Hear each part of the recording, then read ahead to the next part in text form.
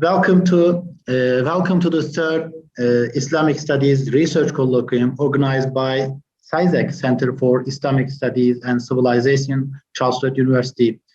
Before, I would like to acknowledge the Wiradjuri, Nugu Nawal, Gundungara, and Biripai peoples of Australia, who are the traditional owners and custodians of the lands on which Charles University's campuses are located, and pay respect to their elders, both past and present. Thank you for joining to this another research colloquium. And in today's colloquium, we will have two presentations and one respondent. First, Maina will be presenting on his topic, Am I Not Your Neighbor? Tuakoi, I think in your traditional language. And then after that, Maina, you will have around 20 minutes, up to 25 minutes.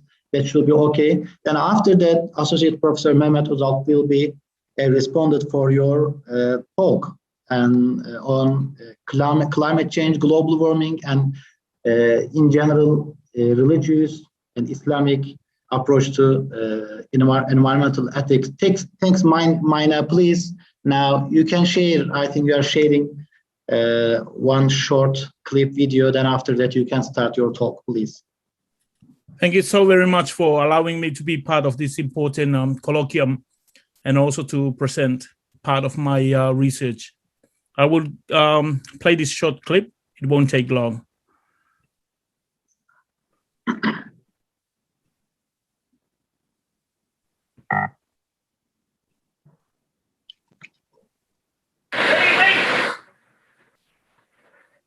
And this is during Cyclone Pam in 2015 in Tuvalu, on my island, Waitukpa.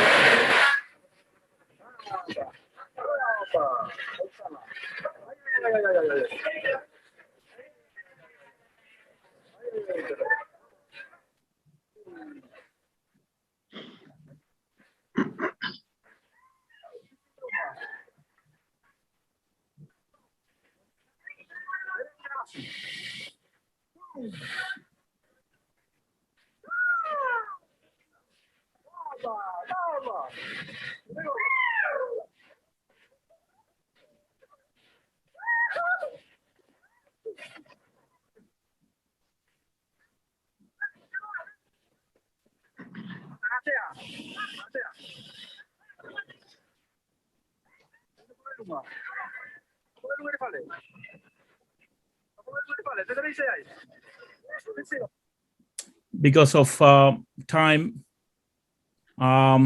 you have seen a glimpse of what we are talking about when we talk about climate change and when we talk about rising sea level.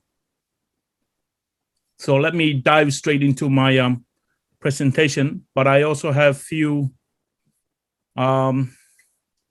need to share screen here. Yeah, I will put this on the, so you can see those words that I'll be referring to during my, can you still see the? Yes, I can see your slide. Yeah. Okay. The topic that I'll be presenting today is, Am I Not Your tuakoi, or Am I Not Your Neighbor? The islands of Tuvalu are amongst the low-lying atolls in the world. They are highly vulnerable to rising sea levels associated with climate emergency the planet now faces. Tuvalu have a population of about 11,000 with a highest point of not more than 3 meters above the sea. Tuvalu have only 26 square kilometers of land. Any increase of sea level will spell our demise. It is possible that the inhabitants of these islands will need to become climate refugees, a phrase that we do not accept. The future of the islands are being played out on geopolitics of the world, the Anthropocene.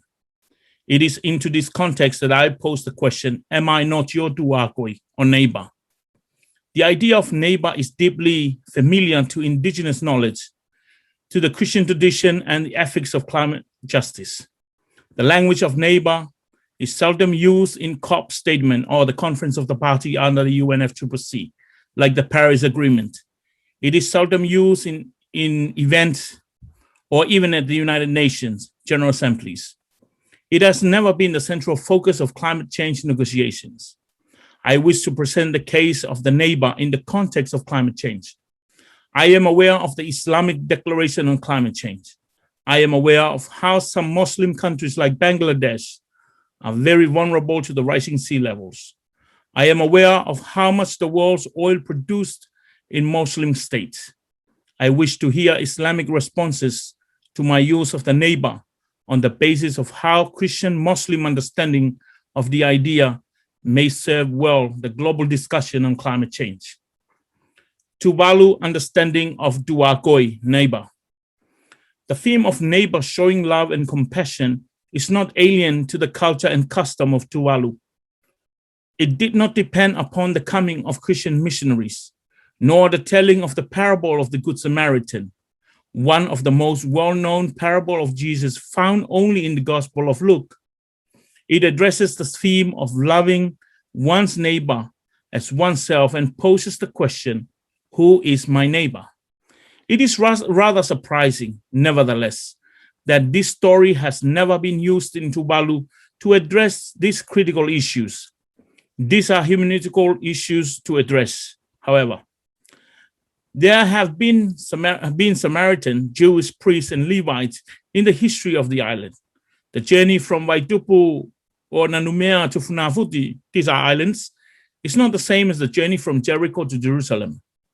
The bridge between the parable and indigenous knowledge is the neighbor who becomes the tuakoi. This is the word used in the Tuvaluan translation. It happens to be a key into the customary wisdom of Tuvalu.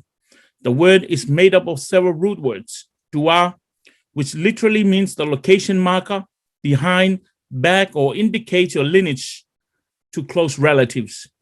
The word agoi connotes cherished friends or close companion. In other words, sometimes that it is dear, something is that dear to you, or tua and sisters. Koi means who. The word could also be split to further give it a different meaning. Tua meaning sisters, or tu meaning to stop or to stand immediately or to make a stop. In this regard, I opt to use the tu akoi to mean immediate stop and provide love, as it makes sense in the context of the Lucan parable and our contemporary context. However, the present use of the term tuakoi carries two meanings. First, it refers to someone living next door, and secondly, it refers to land boundaries. Tuakoi, neighbor, traditionally is relational. There are no fences, nor any distinct social boundaries drawn to prevent access to the tuakoi. It fits well with the indigenous understanding of sharing and exchange of goods. Feue observes that taking care of your tuakoi is one of the Tuvaluan cultural virtues that maintains harmony within the island community. These virtues prescribe as a societal amenity and strengthen our relational bond of cooperation and inspire the community, the continuity of community continuity.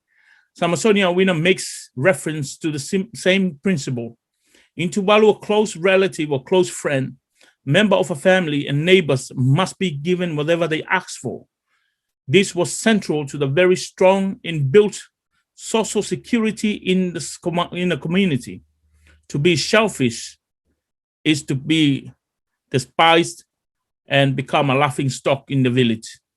The culture of reciprocity is the culture of sharing local resources that strengthen a community of caring and fellowship, which leaves no one to live in poverty. When Jesus spoke about tuakoi in the Lucan account of the parable, he was arguably referring to the other, the fakalofa, the stranger. The neighbor is also the other, For the Tuvaluan understanding of the parable, the idea of being Fakalofa is just as important in acting out of being the tuakoi. The Fakalofa is an outsider or foreigner, a stranger. This person who has no land or bulaga pits. The Fakalofa can also refer to a person with a disability. In a worst case scenario, Tofika Falani categorized Fakalofa as a homeless person. The term Fakalofa is particularly used as an intra-island term that refers to another Tuvaluan who speaks the same language, practices the same culture, but is a Fakalofa when he or she goes to another island. Even a Faifeau or pastor, the most high-ranking person in our community is called a Fakalofa, or Tama Fangasele, beloved child. The question of am I not your tuakoi has a moral effect. It presupposes the need of each other to sustain life in community. The Fakalofa are thus accorded special treatment and are well protected in society. It is part and parcel of our culture and of reciprocity that can lead to the bond of friendship and adoption.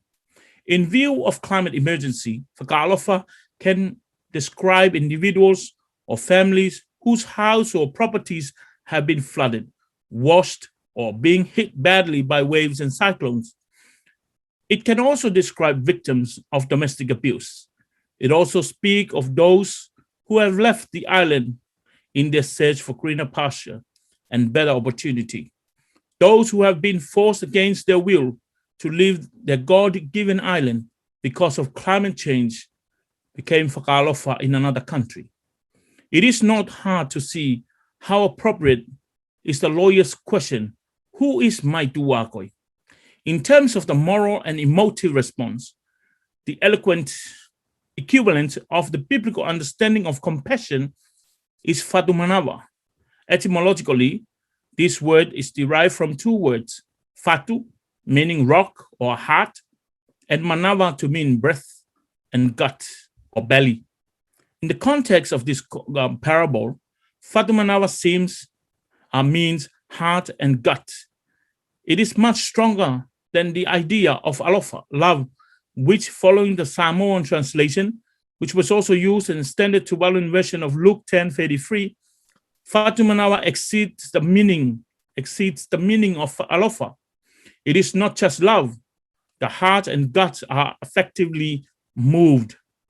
Thus, the priests and the Levites found tension between serving God and serving the loving neighbor, and they chose to be loyal to the temple and the law. They were afraid of breaking the Mosaic law. They do not have any social ethics. Their moral responsibilities could not extend beyond the temple. By reversal, the Samaritan asks, if I do not stop to help this man, what will happen to him? The latter poses the pertinent question that it is relevant for our time. Let me rephrase the question. If I do not stop to help our neighbor, Tuvalu, and other low-lying atolls, what will happen to them? What will happen to our Mother Earth, who has bitten, robbed, stripped, raped, and left half dead by the neo-capitalists and their race for accumulation of wealth? Nevertheless, in the mind of the Samaritan, solidarity has no color and no border, no tuakoi. Since he is a victim of religious racism and religious segregation, he learned how to be in solidarity with all the neighbors. This is a lesson for those who are being victimized now by climate change and sea level rise. Who is the neighbor? Who is the tuakoi? Is it the people with religious righteousness but enjoy the loot of capitalist system, who has represented by the priests and the Levites, or the people who are victims to structural injustice? Beyond the Tautolonga or the horizon, it had not been the practice of Tuvalu representatives at global discussion to make use of the reference to neighbor, the tuakoi. The standard practice has been to make appeals based on our geographical vulnerability and how prone we are to any existential threat due to our physical structure. The idea of employing a discourse to do with tuakoi was designed to align with political narrative, with one that is indigenous, as well as with one that possessed a strong moral and religious dimension. The intention was to stimulate an effective response from within the geopolitical neighborhood. The first time the theme of tuakoi appeared on the international scene was during the course of Madrid COP25 at the close of 2019. In my own capacity as the Secretary of Tuvalu Climate Action Network, it had become the custom to organize side events at succession of high-level global conferences such as COP in order to capture the attention and the significant number of 20,000 plus participants there and become very strategic and imperative. It helps to make key panelists who command attention in their own right.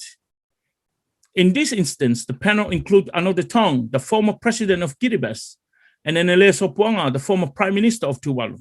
Tong stands on the rising sea level and the plight for vulnerable small island states. In such, there was being a campaign for him to be awarded the Nobel Peace Prize. In this instance, the theme itself was purposely crafted to address that realm of climate response to Karimari has described the sociology of emotions. The question the lawyer posed to the question concerning who is my neighbor became in Madrid, not without my neighbor. The most obvious benefit of this framing of the theme for this event was the way in which the concept of neighbor resonates with multiple settings. It performs in a secular and political domains. It is also a preferred interreligious theme. The idea of loving one's neighbor is prominent in both Islam and Christianity.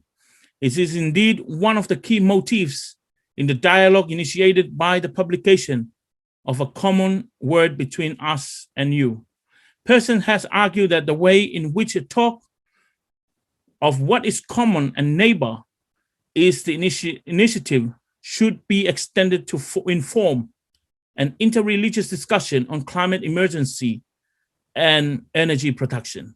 In the course of live streaming from the forum, Reverend James Bhagwan, the Secretary of the Pacific Conference of Churches, challenged the Australian Prime Minister, as much as I love him, and I quote, as much as I love him as a Christian brother, each lump of coals represent a nail on our coffins and to our crosses. Without referring to specific countries, Bhagwan allowed the parable of the Good Samaritan to illustrate the attitude of some neighborly tuakoi or nearby tuakoi. This reading of the parable in the setting of Lent itself to Bhagwan posing the question, who really is our neighbor in the geopolitical context of climate change? The horizons of Bhagwan's question was nearby neighbors. The potential extension of the idea exploited by Enele Sopuanga, who observed that our neighbors are no longer just countries within the Pacific region, but all the countries of the world. We are all in the same canoe. Industrialized and developed countries are all our neighbors, and we must work together and come together to address the cause of climate change. The targeted audience for these references to the tuakoi were climate activists and policymakers. One of the reasons for this theme was more internal. It was based on the recognition of the need for the peoples of Tuvalu to move beyond the dependence upon the Noah saga and the reading of the book of Job. In keeping with the nature of a public theology, the task is always one seeking to address the internal life of the church in Tuvalu and indigenous culture. One step along the way was taken by Simon Goffe, the Foreign Affairs Minister, who chaired a special virtual meeting of foreign affairs ministers within the region. Here, the idea of expressing the care for tuakoi was made plain in his usage of the phrase falipili, or literally means houses in close proximity to one another, and which implies a moral responsibility to protect neighbors. Goffe insisted that to show of concern for the neighbor lies the very heart of the Blue Pacific Way. It is rather fitting that the ideas and theme associated with tuakoi find their way into discussions surrounding the Blue Pacific narrative. This descriptive title refers to collective shared responsibility, cooperation, and solidarity. It stems from the Pacific regionalism framework, which is designed to strengthen regional cooperation and solidarity within the Pacific family. The 2017 meeting of forum leaders endorsed the Blue Pacific identity as the core driver of collection action to advance the vision of regionalism. The intention is similar to the resolution arrived at by the Conference of Churches in 2007. PCC and its members are to establish an inter-regional church undertaking that will look at the roles of responsibility of sending and receiving churches to help prepare intending immigrants and to welcome and help resettle them in a new environment. I will try to wrap up. Bakwan, Sopoanga, and Kofe made use of the neighbor. It fits well with the contemporary ethical reading of this climate crisis, conceived as a perfect storm. There is an increasing body of literature dedicated to the intersections of global issues and concern for the neighbor. Example of such is the series of public lectures given at St. Martin in the field in London on the very theme of who is my neighbor. Those who presented, including Rowan Williams, Sarah Cookley, Stanley Howens, Justin Wobbly, Michael Nauticott, and Luke Breton. These issues they raised range from political performance, responding to refugees, and the need for recognition, dealing with fair, caring neighbor at the risk of ecological crisis. This emphasis on the neighbor is alternative to the tendency to reflect upon how we engage with the other. For Cynthia Moy Lopeta, neighbor love is a vocation. It is a calling from God. It is a biblical tradition that aligns well with indigenous culture and custom. It speaks into multiple global issues, and it is rather timely for the geopolitical surrounding climate emergency. Thank you so very much.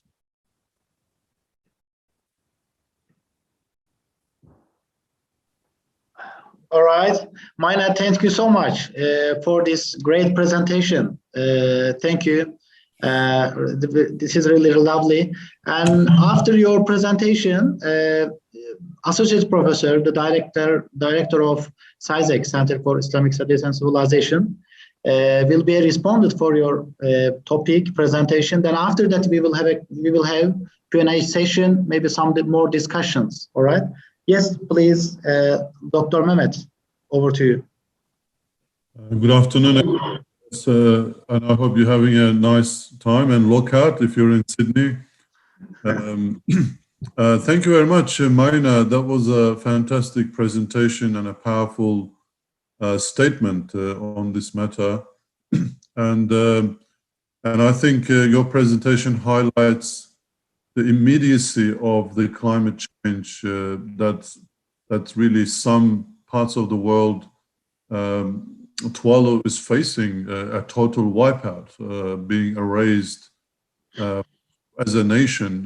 That's something that's immediate, and often people think about climate change and something slow, and it's not affecting them at this point in time.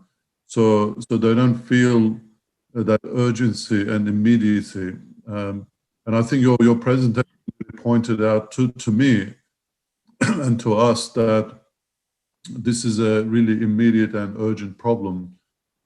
So thank you very much for that. And I think you and the voice of Tuvalu has to be heard by everybody in the world.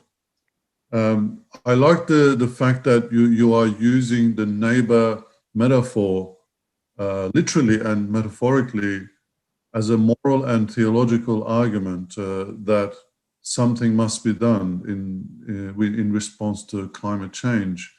The moral aspect, being the actions of everyone else in the world are creating a possibly first climate refugees and impacting on the lives of others around the world.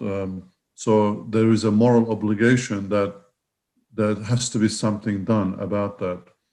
And the religious or theological argument of neighbor is very much attuned to both in Christian and Muslim traditions. In Islam, being a neighbor is a very important concept, and that there are many hadith or prophetic traditions in relation to this, that a person has an obligation to look after the needs of their neighbors, 40 houses to the left, 40 houses to the right in the neighborhood, as it came. And the Prophet Muhammad said, if your neighbor is sleeping hungry and you're sleeping full, you're not one of us. They're calling for that responsibility that if someone near you is suffering and is in need, and then you are able to alleviate that suffering, that there's an obligation on us to alleviate that suffering. Obviously, the concept of neighborhood has evolved over time, and I think there is a need, there's an Islamic case for us to discuss this concept of neighbor, considering that there are many prophetic hadith narrations about neighbor and obligations and the moral and ethical and the sunnah aspects. And I think with the globalization, the internet, the idea of neighbor, what is the definition of neighbor now? Is it, I think your presentation conjured up in my mind these kind of questions that Islamically we do need to come up with a updated framework. It cannot just be anymore the people who are living next to you. In this modern life, sometimes we are not aware of people next to us, but we are aware of the suffering of others that are in distance far from us. But nevertheless, we can do something about. Is neighbor someone that their actions affect us and our actions affect them in terms of quality of their lives, and that we can do something about in reference to improving their lives?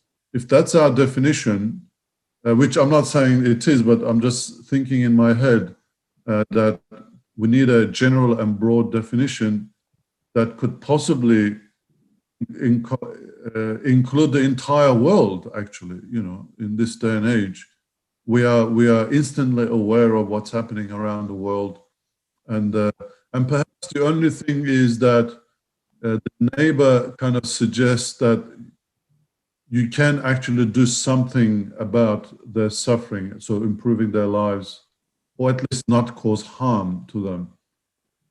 So that aspect needs to be discussed. Like whether, for example, I can stop everything in the world that's going on. That's obviously not possible.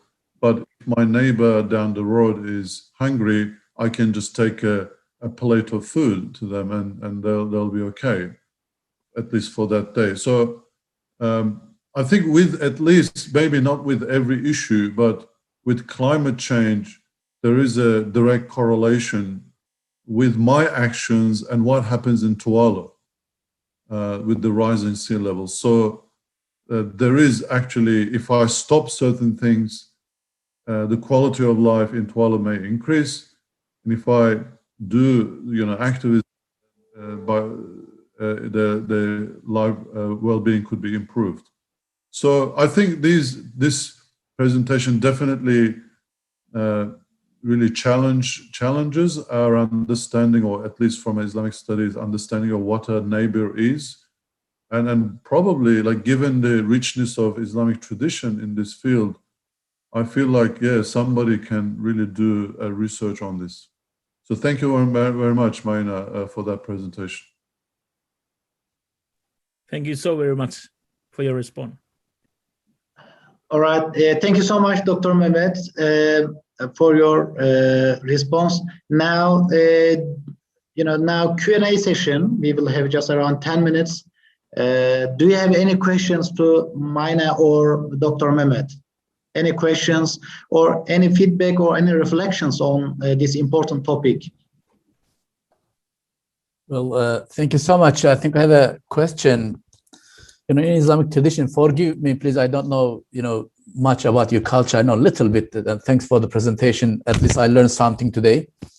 In the Tuvalu culture, the indigenous culture, does the mother nature or nature has a spiritual dimension or not just physical?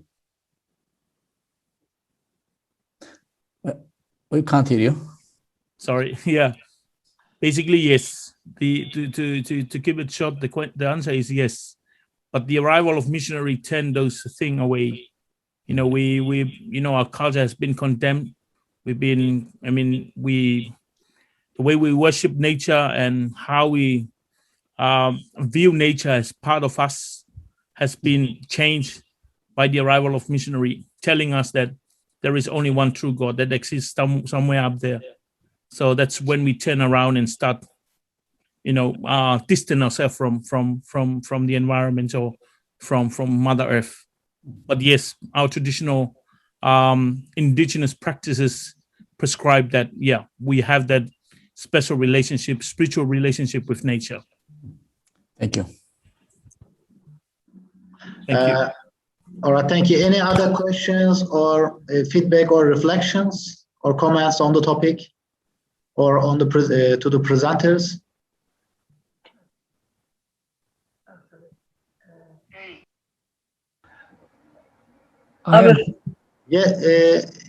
Yes, maybe Patricia and then Clive. Thank you. I was interested in one comment that you made, Maina, that it's through being a victim that we sometimes learn to be in solidarity through being a victim. I think there's probably a bit of truth in that. Could you comment on that a little bit more from your own perspective? We cannot hear you, Maina. If you unmute. Sorry, can you repeat it, please, Patricia? Oh, sorry. When you were in one of the points you made in your paper, can you hear me? Yeah, I can hear you. Yeah, one of the points you made in your paper was that perhaps the Good Samaritan story was making the point that, or what comes out of that is that it's sometimes by being a victim that we can become conscious of the needs to be a neighbour. Not. So I was just wondering how our traditions kind of deal with that question. Is there a comment on that question of do you really have to be a victim before you become a neighbour? No, I think it is impossible when it comes to the 21st century and how we live as Christians and people of faith. We don't have to become victim to become friends or become neighbor. And also the period of how long do you have to be a victim to be loved. I think that is morally wrong. And it's something that, when we apply to climate change and sea level rise, it's been too long, far too long that we've been calling out to the world to hear our voice, to hear our pledges for survival. All right. Thank you, Patricia and Maina. Yes, Clive, Professor Clive. Yes, thank you, Hakan. I'm very grateful that you have allowed Maina to do his presentation as his supervisor, because it was me who suggested it would be very good for him to hear what some Islamic views of neighbour are. For very good geopolitical reasons, so many people around the world are Muslim. And I'm just wondering how some of the Muslim participants in this colloquium, how do you hear this appeal to neighbour with regards to climate change? We've heard what Mehmet had to say. I wonder if anybody else would like to make a comment about the importance of this idea of neighbour in a time of climate change. I think very good question. Thank you, Clive. Yes, from Muslim side and Muslim participants, Well, if there's no answer, probably I can try my best. Thank you, Clive. I think it's a good question, and we can talk about it for hours probably. Well, first of all human beings are precious and reflects God's name. That's why it doesn't matter wherever they live, whether it's far or close, or just next door or in Tualo. We can connect ourselves through the names of Allah with different names or attributes of God, attributes of Allah to every human being or every creation. However, according to the Quran make equal the whole universe with the world.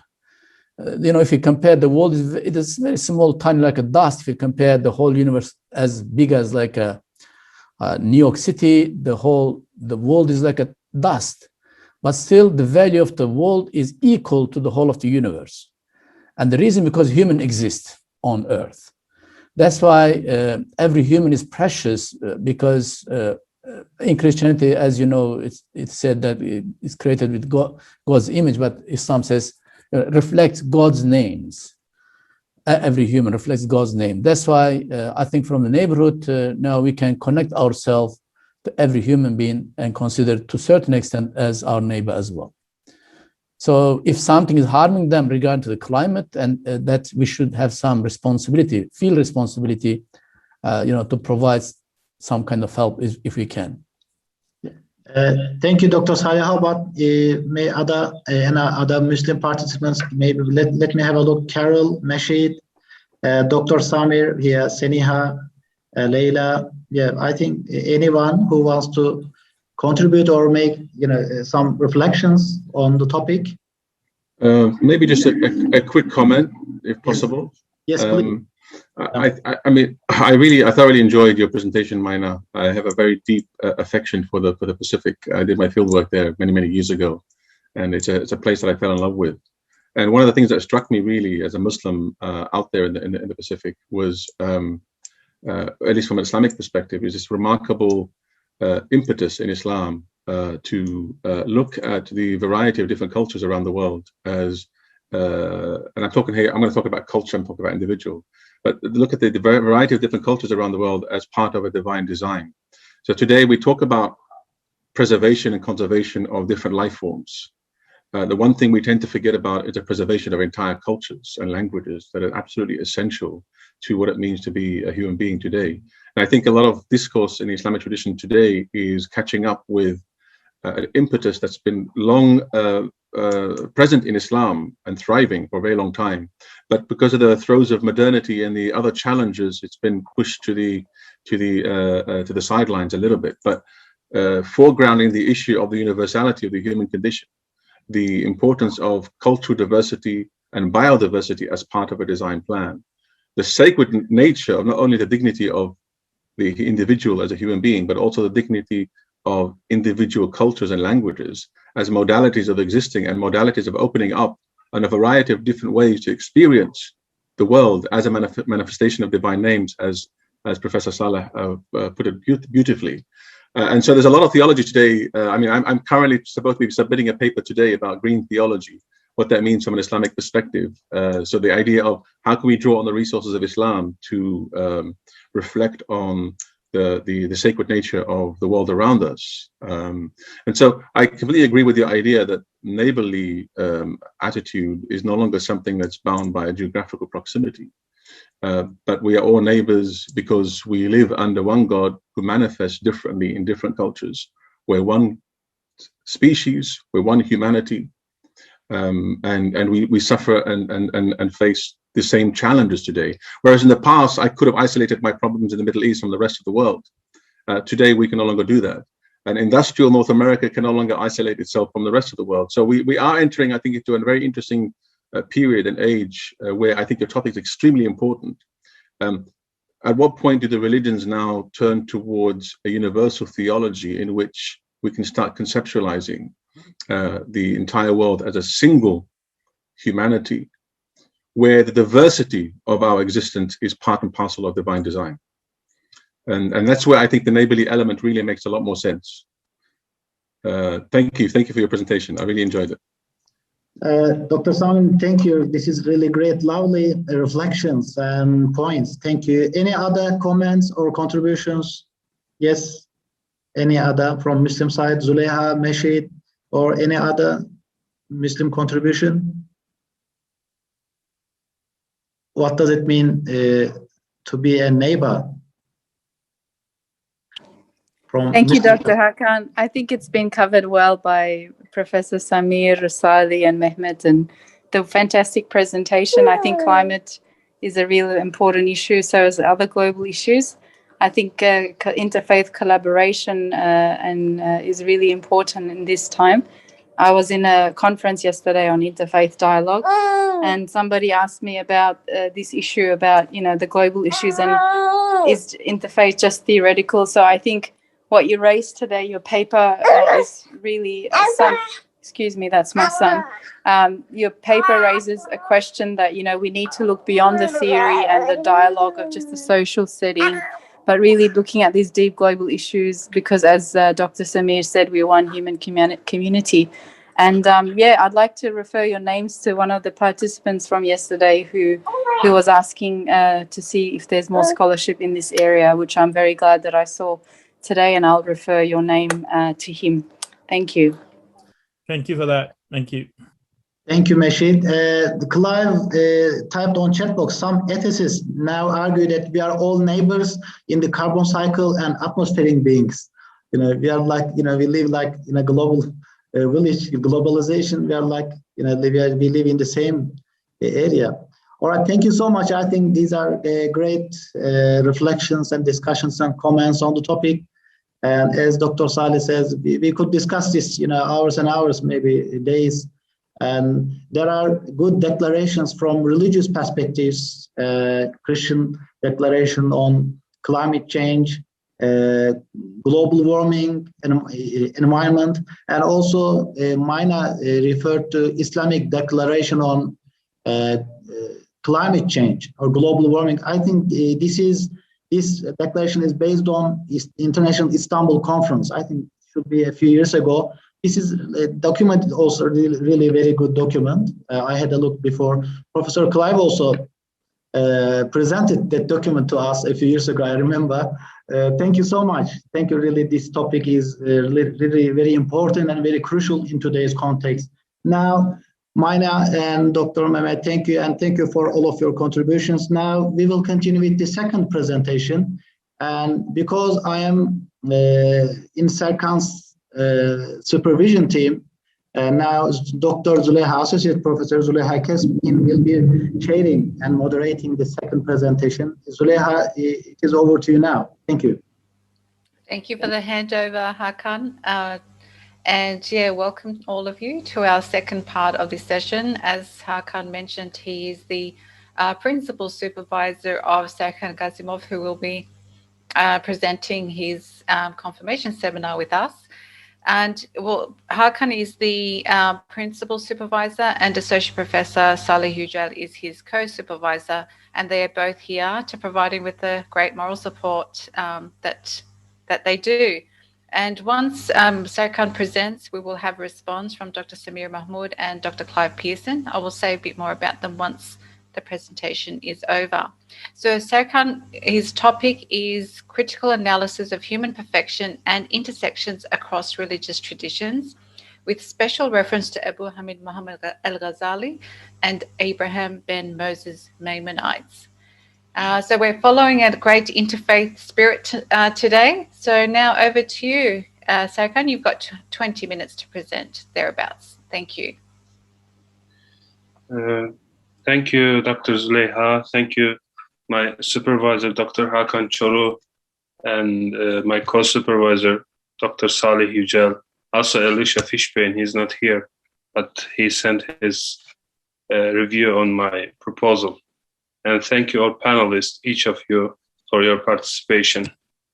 Today, I will present my proposal, critical analysis of human perfection and intersection across religious traditions, with special reference to Abu Hamid Muhammad al-Ghazali and Abraham bin Moses Maimonides.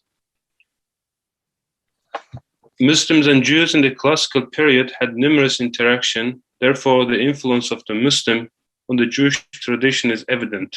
Most Jewish scholars have extensively used Islamic terminologies, such as Bahya ibn Paquda, Yehuda Halevi, and Moses Maimonides. This defines the level of impact that these two populations had impact on each other. The influence can be seen in philosophy, theology, jurisprudence, and Sufism. Al-Ghazali and Abraham Maimonides can be seen to be utilizing the methodology of Sufism in their approaches to Islam and Judaism, respectively. However, both scholars' books also have immense philosophical background. The uniqueness of Al-Ghazali and Abraham Maimonides can be seen to be their injection of spirituality into what had become a dry body of Islamic and Jewish theology. The writings of both scholars can be seen to have helped share later generations of Muslim and Jewish scholars. Both Al-Ghazali and Abraham Maimonides' work have been studied from different perspectives. However, these perspectives did not compare both scholars' views in terms of knowledge, practice, spirituality, and how this spirituality leads to the human perfection. Existing studies of Al-Ghazali and Abraham Maimonides are insufficient in order to analyze their similarities and differences. The gap in the existing literature will attempt to be filled by this research. Al-Insan al-Kamil, the perfect human being in Arabic, the main terms that highlight human perfection as presented by the scholars of Islam and Jewish and Judaism. Hence, this research will strive to develop an understanding of this theme in the context of intellectual and moral perfection by both Abraham Maimonides and Muhammad al-Ghazali.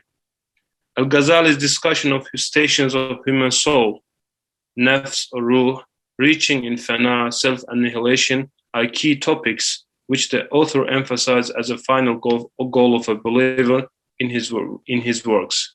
On the other hand, Abraham Maimonides also used al-Insan al-Kamil. Insan al-Kamil, he used the word self, also in Hebrew, Anushid Shalamid, meaning human perfection, in his work, Kifayatul Abidin. He emphasized the idea of idea of wusul, which is the stage of communion in Arabic, which is the final stage of soul, in his works. In this regard, the theory of human perfection will be examined throughout major works of Ghazali and Abraham Maimonides in order to discover their ideas of human perfection and any possibility of interaction and influence between these two scholars. In this regard, the research objective this study will strive to explore the aspect of human perfection in Al-Ghazali and Abraham Maimonides.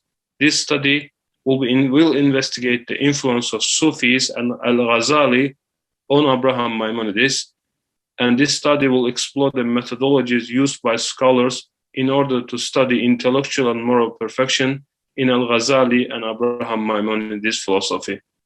There are 5 questions, which one of them is main question. What is the perfection, al-Kamal, in Al-Ghazali and Abraham Maimonides' philosophy? Sub-questions are, is there any influence of Al-Ghazali on Abraham Maimonides? What is the meaning of intellectual perfection, according to these scholars? What are the steps and mystical goals of Al-Ghazali and Abraham Maimonides? And how Abraham Maimonides and Ghazali explore the moral perfection in the human perfection. In this regard, there are 2 main sections which are primary and secondary source of Al-Ghazali and Abraham Maimonides. The first section will be explored Al-Ghazali's work, which are the core to the main objective of this research. I reviewed 10 books of Al-Ghazali in the literature review, but will present 5 of them in this presentation.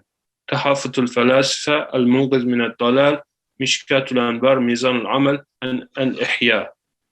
This research explored these books in terms of philosophical mysticism, specifically human perfection, spiritual philosophy, and religious practice. Most works of Al-Ghazali have majored in jurisprudence, theology, philosophy, and spirituality. Especially his later works are focused on mystical experiences. In the Tahafut al-Falasifa, al-Ghazali suggests that philosophical views are mostly erroneous and inadequate, and philosophers should be considered as innovators. Philosophers also are unbelievers regarding three arguments, which philosophers claim that God does not know particulars, the world is eternal, and there is no bodily resurrection. Al-Ghazali's categorization of philosophers also can be seen with similar category in Abraham Maimonides' work Kifayatul Abidin. This study will explore similar themes in the texts of Abraham Maimonides and Al-Ghazali in terms of philosophy regarding the human perfection. The second book, Mizan al-Amal, Al-Ghazali demonstrates his perception of ethics in the discussion of Mizan al-Amal. He extensively explores the relationship between mysticism, philosophy, and ethics. The book reflects his views regarding ethics before and after his seclusion. The main theme of this book is knowledge and practice. Al-Ghazali's of human perfection and mysticism, philosophy, and ethics will be discussed in this research. Al-Ghazali's Ihya explores manners, al-adat, al-ibadat, the acts of devotion, al-munjiyat, ways of believers' salvation, al-muhlikat, ways of perdition. The topic of this research is scattered to different parts of this book. Especially first and last parts of this compendium will be used in this research. However, Yoav Avtolyan and Aviva Shushman compared few terms from Al-Ghazali's Ihya to Abraham Maimonides' Kifayatul Abidin. I will touch upon Yoav Avtolyan and Aviva Shushman's works in the second section. Another works of Al-Ghazali, Al-Mishkat al-Anwar, contains mystical and philosophical views of Al-Ghazali. The book is the interpretation of light verse, Allahu nuru samawati wal ard, from the Quran and the way al-Hadith. Al-Ghazali explores the verse and Hadith in three categories and discusses their meaning to three categories of people. And Abraham Maimonides also have similar category, and therefore this work will be compared to Al-Ghazali's Abraham Maimonides' work in this regard. Another work, Al-Munqiz min al-Dalal, is the Ghazali's autobiography. Al-Ghazali demonstrates his mystical and philosophical journey in this work. He narrates his rational skepticism and grows in physical and spiritual aspects in this biography. After Al-Ghazali's spiritual crisis, he emphasized that Sufism proved to be the solution that he had sought for many years, as opposed to theology or philosophy. Categorization of people, categorization of scholars, emphasizing of Sufism will be discussed regarding human perfection in this research. The secondary sources on Al-Ghazali's life and works, which starts with Arabic sources, I will present some of them. The first work I want to mention about it, Al-Murtaza al-Zabidi's Ithaf al-Sa'ad al-Muttaqin, is a commentary on Al-Ghazali's Ihya Ulumuddin. Zabidi's introduction contains extensive details about Al-Ghazali's life. This work implies the role of Sufism across the time of Zabidi. Zabidi admits that Ihya influenced him personally. As a result, he secluded himself during the later period of his time. This work will contribute to this research in order to investigate Al-Ghazali's influence to the later period of Muslim world, especially spiritual movements. Al-Ghazali is likely to be the best known and most studied Muslim scholar in the West. MacDonald divided Al-Ghazali's career into two periods, an early period as a scholastic theologian and a later period as a mystic who predominantly rejected scholastic ideas. MacDonald's perspectives will be useful in order to investigate human perfection in Al-Ghazali's philosophy. Benjamin Abrahamov is another scholar who discusses Al-Ghazali's views in his book Divine Love in Islamic Mysticism. He discusses Al-Ghazali's understanding of perfection in terms of knowledge and spiritual pleasure. Abrahamov's another article, Al-Ghazali and the Rationalization of Sufism, discusses early Sufi attitudes toward intellect and the role of reason in the mystical development. Abrahamov also argues that Sufis did not accept intellect as a way of method to achieve nearness to God, or human perfection in the early period. Abraham also suggests that al-Ghazzali held two ways of arriving at the knowledge of God, the way of revelation and the way of rational investigation. Abraham's work will contribute for this research in terms of intellectual perfection in al-Ghazali's philosophy. There are Jewish scholars whom they are also wrote and compare al-Ghazali with the Jewish scholars. One of them is Diana Lobel. She investigated al-Ghazali's ties with medieval Jewish scholars. Lobel's two books, one on Bahya ibn Paquda's Duties of Heart, Fara'id al-Qulub, and the other one, Judah Halevi's al-Khuzari. She asserts that Islamic terminology was widespread among the Jewish intellectual communities within Islamic land during the medieval period. Bahya ibn Paquda, who lived in the same period as al-Ghazali, used Islamic terminology in his writings. Ezra Labaton, another scholar, claims that a direct link between Abraham Maimonides and Bahya ibn Paquda, with Bahya ibn Paquda influenced Abraham bin Maimonides. These two books will be contribute to this research when common Jewish Muslim spiritual terminologies will be analyzed regarding the human perfection. Al-Ghazali's influence on Moses Maimonides also discussed by Shlomo Pinis. Shlomo Pinis presented in the introduction to the translation of Dalalatul Ha'irin, which is the book of Moses Maimonides, the guide to perplexed. And he claims that Maimonides read al-Ghazali's books, even though he did not quote him by name. Frank Griffel also highlights the gap in scholarly literature and proposes a textual comparison between al-Ghazali and Moses Maimonides.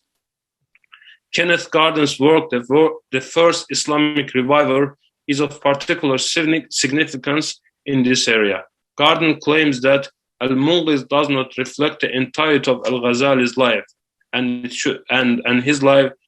this book should be accompanied with al-Ghazali's other works and letters to provide a fuller image of the author. According to Garden, al-Ghazali's initiatives and revivalism inspired scholars of Islam and other traditions after his lifetime. And in another section, Abraham Maimonides' primary source of Abraham Maimonides. And Abraham Maimonides is son of Musa bin Maimon, which is a great scholar, the second Musa for the Jewish people. And he's the son of Musa bin Maimon. Abraham Maimonides is a scholar and leader of his community during medieval Egypt. His methodology of Jewish mysticism shares significant commonalities with Muslim counterparts. Part of his magnum opus, Kifayatul Abidin, provides information for scholars to derive his spiritual, educational, and practical background. The source in order to investigate Abraham Maimonides' life and his movement is Cairo Geniza documents. This is the main source for understanding medieval Jewish history in the Muslim lands. Abraham Maimonides' main work, Kifayatul Abidin, is also original Judeo-Arabic text, which part of this work is printed in this modern day. The full work consisted 4 parts and 10 sections, and some parts of this book remain unprinted, and while other parts are missing. And Samuel Rosenblatt is the first author who translated part of this book in the beginning of the 20th century, and this book printed as a PhD thesis by Columbia University. And this translation contains 11 chapters from this book, and these chapters includes purity of action, ikhlas al-amal, al-rahma, al-karam, hilm, tawadu, tawakkul, qana'a, zuhd, mujahada, dabtul quwwa, and khalba. Rosenblatt emphasized the relationship between al-Ghazali and Abraham Maimonides in the introduction of this thesis and the book, but did not elaborate the topic. Nissim Dana is another translator who translated the section from the second part of Kifayatul Abidin. This section includes ritual questions such as standing in rows, facing the Qibla, washing hands, bowing during the prayer, putting a special garments at prayer time, and wearing a special garments. And Abraham Maimonides also has 3 more books which one of them is Milhamut Hashim, which he defends his father's view in this book, and Teshubot Harambam. And Abraham Maimonides was a leader of his community at this time, and people around Egypt and other countries, they sent him questions regarding their Sharia halakha, and he answered this question, and these questions collected as a book. And Teshwat Harambam, this book is Fatwas of Abraham bin Maimonides, and he also has a commentary on Genesis and Exodus. Another scholar who wrote on Abraham Maimonides is Shlomo Dev Goiten. He developed an extensive study on Abraham Maimonides and his movement in the Encyclopedia, A Mediterranean Society. The second and sixth volumes of this encyclopedia mentions about Abraham bin Maimonides and his movement. Paul Fenton is another scholar who investigated al-Ghazali's life and who put the word or term Jewish Sufi pietism in the medieval Egypt, and his article mentions about Abraham Maimonides' life and works. There are two works that discuss al-Ghazali's influence on Abraham Maimonides. Aviva Schussmann's MA thesis, a question about the Islamic sources of Abraham Maimonides, Kifayatul Abidin, and this work makes a textual analysis and comparison between Kifayatul Abidin and Ihya al-Ulumuddin. This work limits its focus to just two concepts, tawakkul and al-ikhlas, reliance on God and sincerity.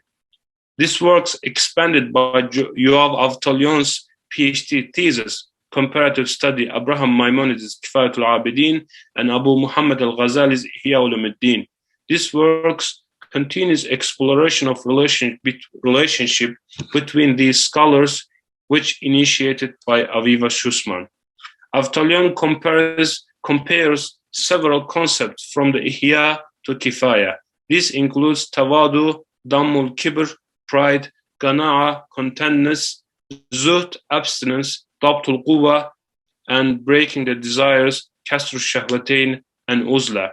Avtalion's aim focused on key Sufi ethical concepts within the Ihya and their influence on and similarity with the ideas outlined with Kifaya. This study will expand on this work by including additional works of al-Ghazali and Abraham Maimonides.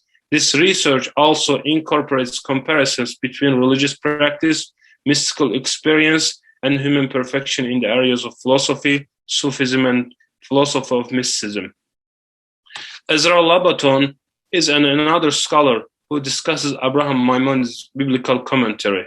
The importance of Labaton's dissertation for the current research is the review of existing literature on Abraham Maimonides' life and work. He categorizes Maimonides' works into four groups: works defending his father's legacy, question and answers from Jewish communities, Kifayatul Abidin, and Torah commentary. Labaton opines that the Kifaya was written to address the spiritual need of Abraham's own personality as well as his community. Therefore, his masterpiece, Kifayatul Abidin, is the main part of his plan in order to fulfill both longings. Elisha Fishbane and his works, this work actually, his PhD thesis, Judaism, Sufism, and Pietists of Medieval Egypt, a study of Abraham Maimonides and his times, and this work investigates Abraham Maimonides' life and movement. After discussing existing works on Abraham Maimonides, Fishbane explores Maimonides' social religious movement. The concept of Egyptian Jewry and its members, Hasidut, were the only movement which was founded and developed in Egypt. The theoretical framework in this research will be incorporates the fields of Kalam, theology, Tasawwuf, mysticism, and Falsafa. The notion of human perfection has been a major topic of religions, philosophy, and mysticism.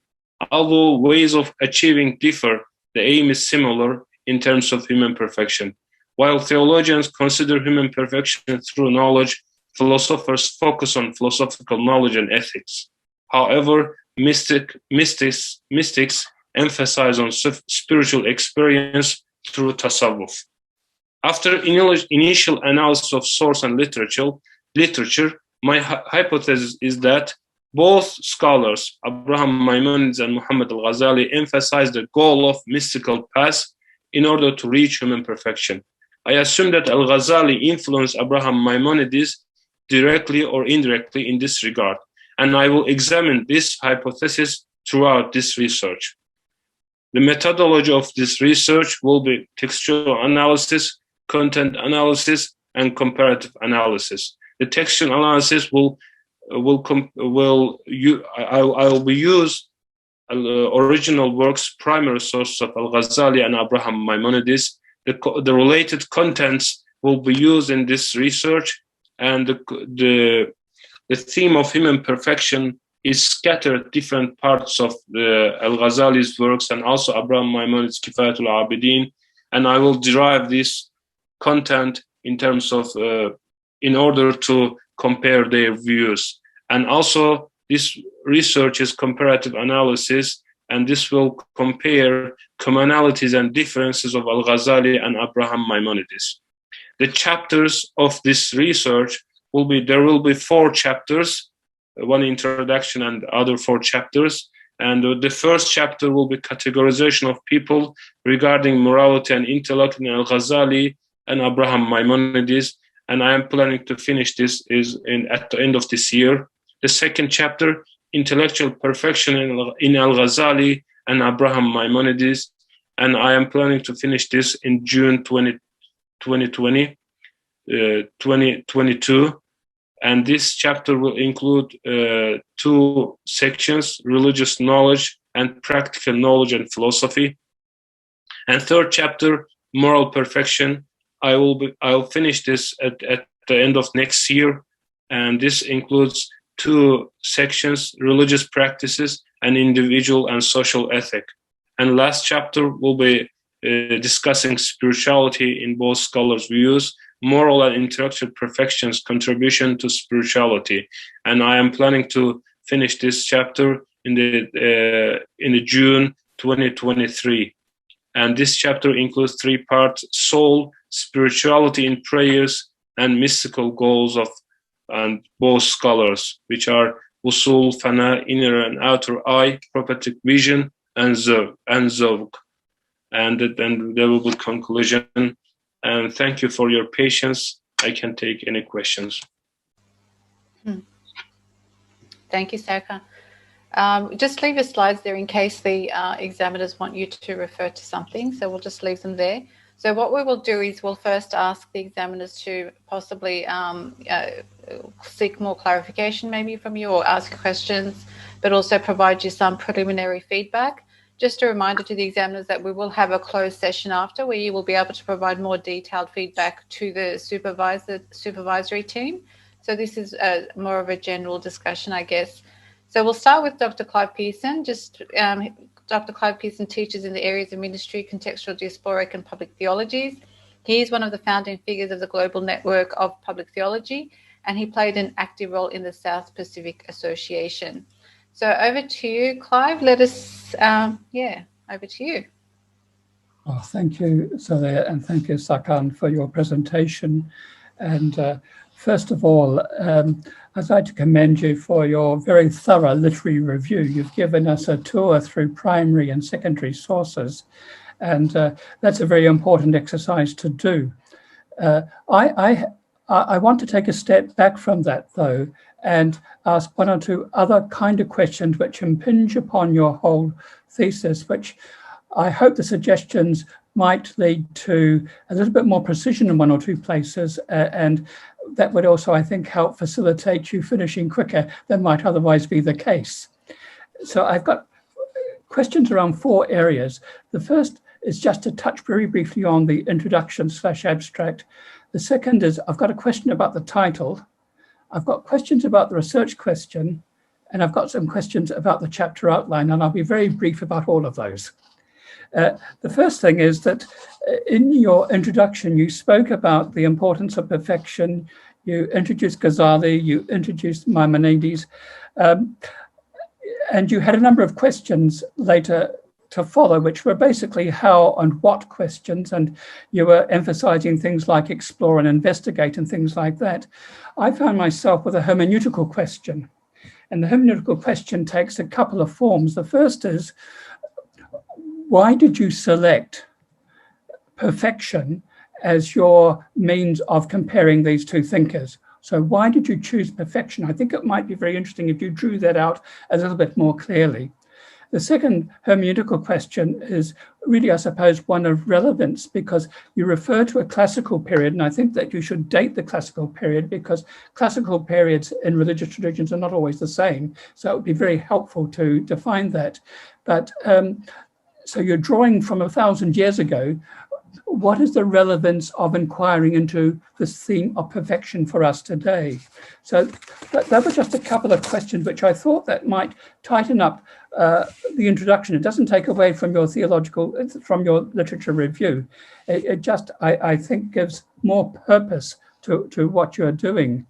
It did seem to me that I was also trying to think, how does this fit into a general field of scholarship? And I can see how it fits into the Jewish-Muslim dialogue, but it also has possible implications for the Abrahamic faiths as well, because in your introduction that you sent to us, the paper you sent to us, you also had some passing reference to Christian thinkers on perfection, which led me to consider how helpful that might be to define what words you're using for the language of perfection, because sometimes across religious traditions we have similar words, but they can be quite nuanced, and the way in which we understand them in one tradition may not be quite the same as it is in another. So I think some kind of attention to a definition of perfection and what words are being used to describe that.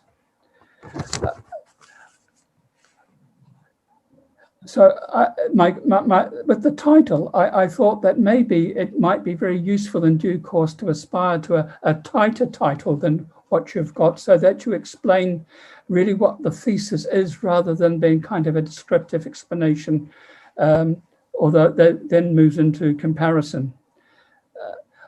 I did wonder, from an outsider's perspective, how helpful it might also be to create what I would call an anatomy of perfection.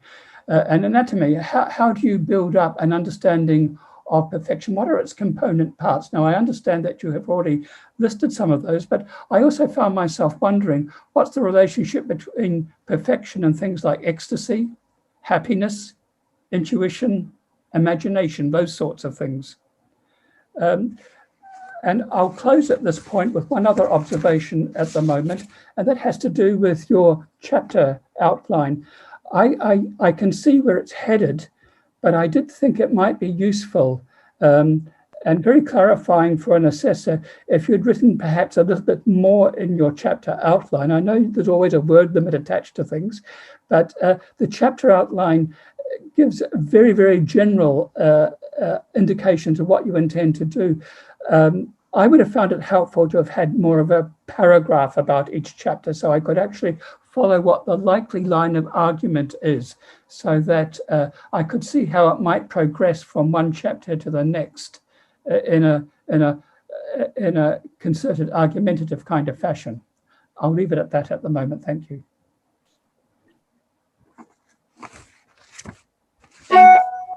Thanks, Clive, for that. Hopefully, well, Samir, I'm sure, sorry, I'm thinking Samir is next, but Sarkhan, I hope you had a chance to document those points, but I'm sure you'll get a written commentary as well.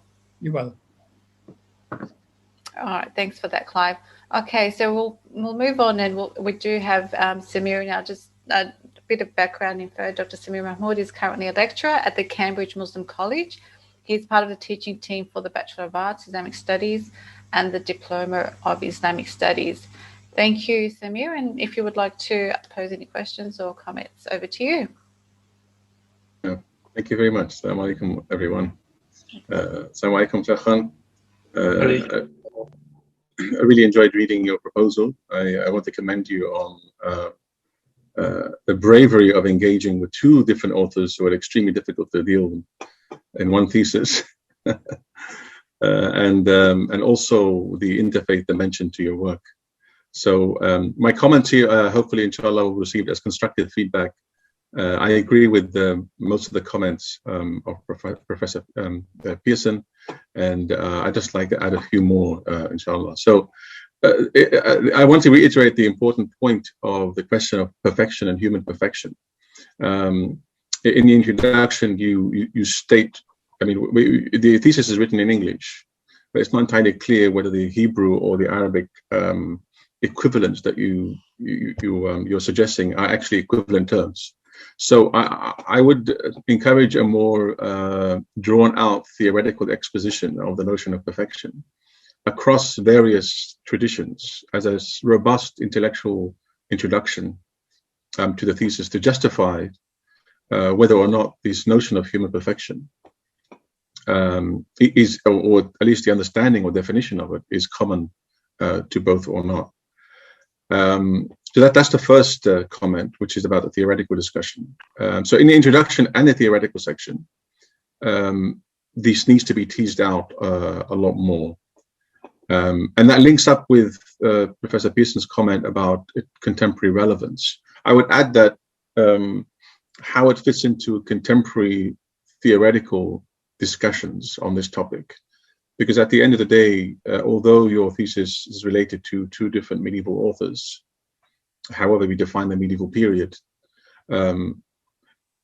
it's written in English. We're using the term human perfection. It has to have a certain kind of theoretical grounding in contemporary disciplines. And this links up with a comment about theoretical framework. So in your theoretical exposition or theoretical framework, you say that you're going to be using kalam and what was it again?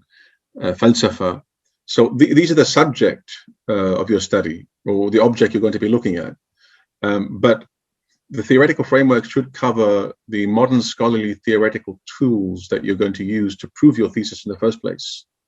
And that has to do with either comparative religious studies, comparative theory. It has to do with contemporary scholarship on the notion of the self, on perfection, a wide range of disciplines to draw on in order to theoretically justify the topic in the first place before you go into looking at theology or ethics or philosophy.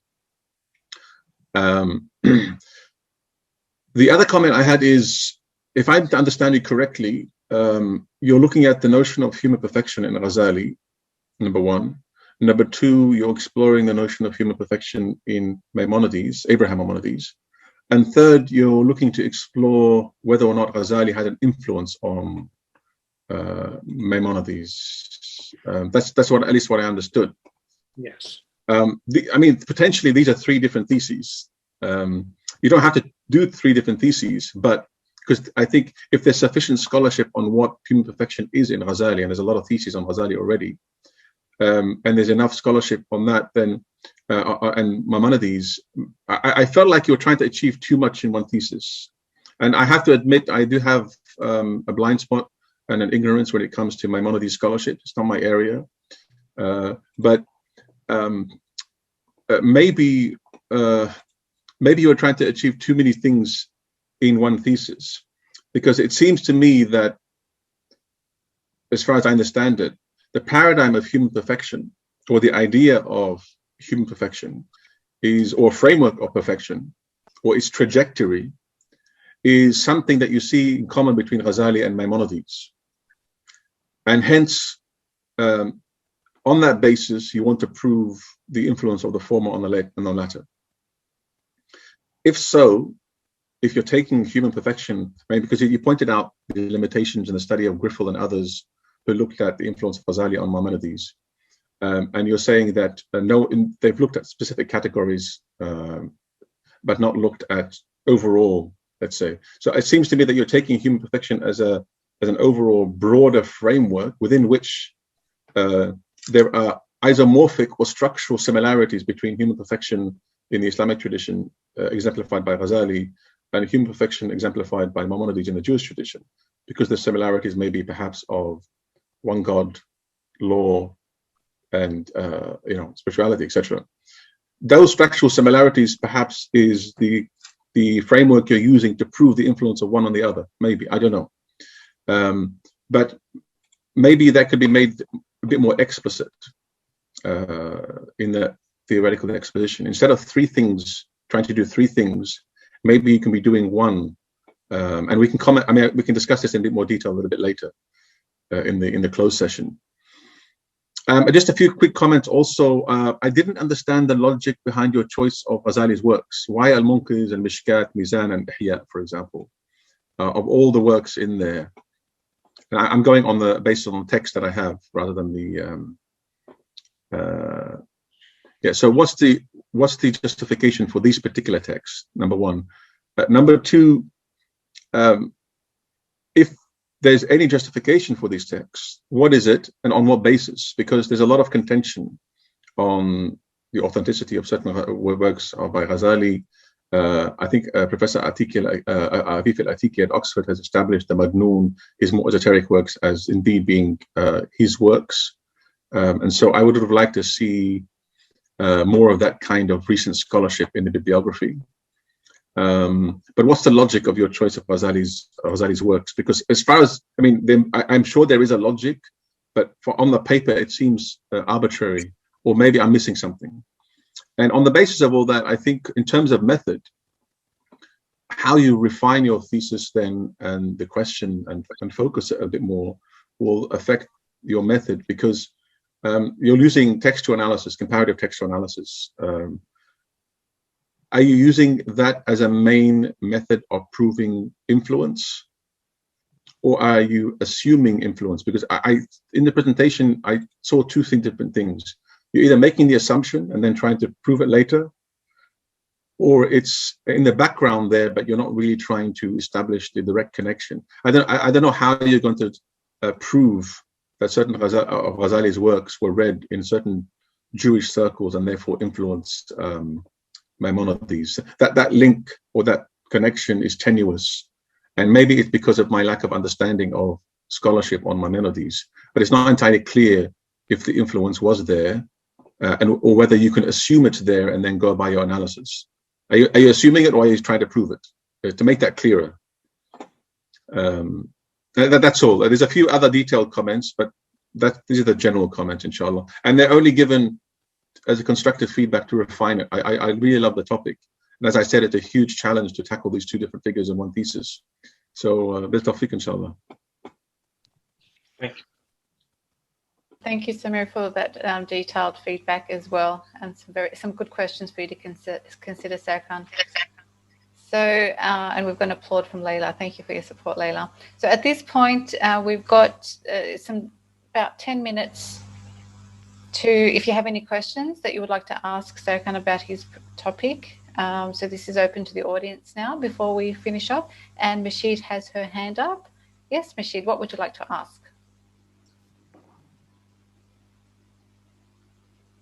Oh, my apologies. Thank you very much, Sarkhan, and congratulations. It's so good to see your research at this stage.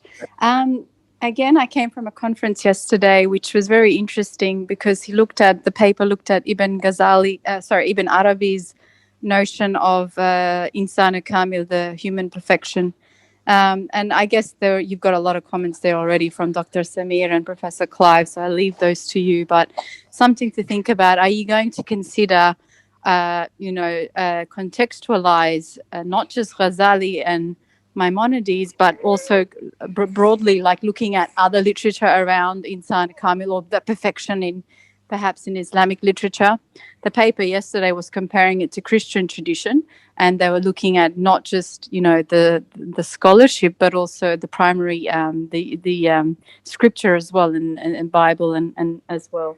But my real comment is what other conclusions. I'm interested in history and intellectual history, of course, and of course spirituality.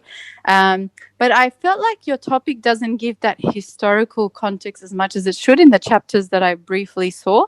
Maybe you already are considering that, but it's important that when you analyze ideas, that the ideas are not formed in a vacuum. They're formed in a particular time period and frame, and both Ghazali and you mentioned the historical context, but I think, one of the meta narratives that come up is the issue of this conflict with Jewish-Muslim conflict, which is so heightened today with the Israel-Palestine issue, and sadly it affects even our dialogue initiatives, even here in Australia. But it's important to highlight some of the implications of this, if you like, this cooperation at this intellectual level between Jewish and Muslim scholars. Are you going to draw upon such analyses? I mean, I know it's a very textual comparison, and I'm already mindful that you're doing too much as well in your methodology. But I wonder if, as theologians, as scholars of theology and history, can we not have scope and room for, connecting it to our present day issues as well?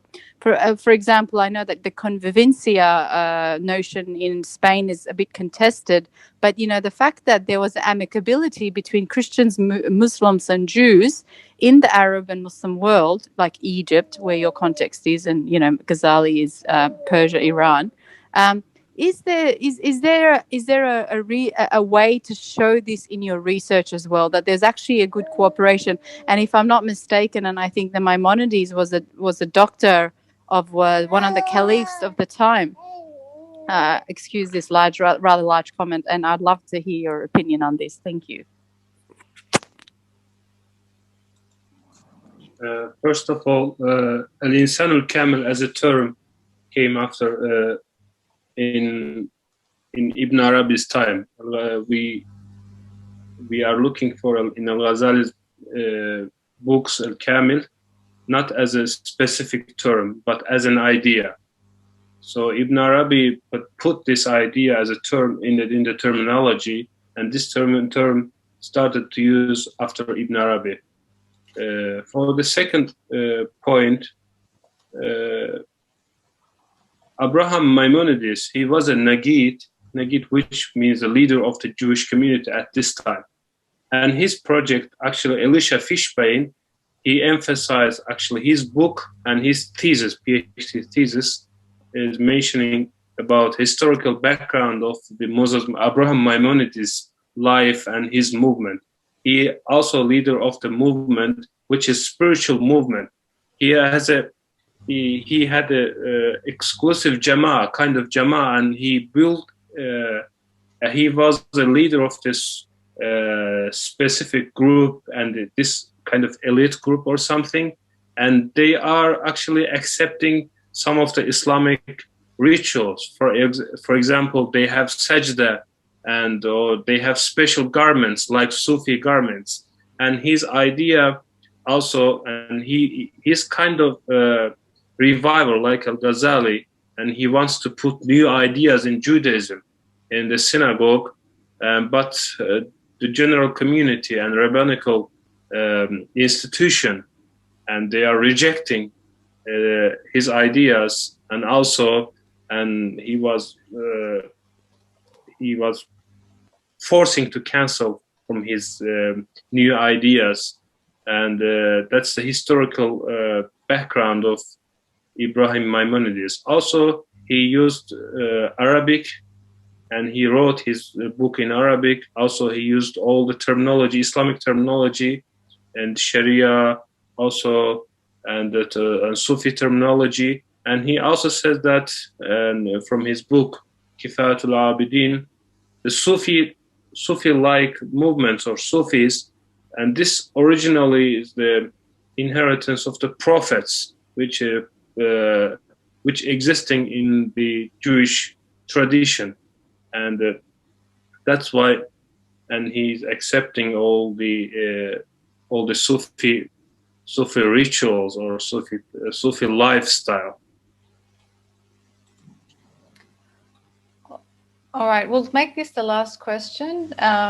So over to you, Mehmet, and then we'll wrap it up due to time. Thank you. Sarkhan, once again, that was a very fantastic presentation. Thank you. And the questions and the comments were excellent. I was actually thinking the same, Ibn al-Arabi's sort of introduction of the Insan al-Kamil, and I was going to say, are we going backwards, in this research? But also, I was actually thinking that we can also go forward in a sense that is insan al-kamil really possible? Like, is it just a nice archetype? It's like the Plato's forms, you know, the perfect forms, and then they reflect in the world in an imperfect way. So is insan al-kamil possible, or is just in the conceptualization of Ibn al-Arabi, it was a nice idea, especially given that in our time, failure of idealistic, you know, Islamism in particular, the fallibility of human beings is just coming out more in our own experience. Like, I wonder if that would be an angle that you can look at, or have you thought about, like, whether insan perfection is possible? Maybe Imam Ghazali put a much better, you know, rather than like forcing Imam Ghazali into Imam Ibn al-Arabi's framework, we can question, you know, Ibn al-Arabi's framework using Imam Ghazali, and also, you know what I mean, like human perfection is possible. Like, what are the limitations of this idea? My question. Do you want him to answer, or you want him to consider? Yeah, I would like him to. Has he considered that, and what does he think about the idea of? Sarkhan, have you considered Sarkhan? Yeah, actually, my next goal, if I can finish this research, my next goal is making connections between al-Ghazali and Ibn Arabi, and how this process started in Insan al-Kamil. And I think it's possible, I think al-Ghazali and also some Jewish, and I believe that also Abraham Maimonides, he tried to make a mystical path in order to reach this goal. Okay, that's good. I think that contemporary component, which Mehmet alluded to, and also Samir mentioned, seems to be very interesting as well. And thank you, Mashid, as well, your question, especially about providing a context to that. The concept of insan al-kamil seems to be important.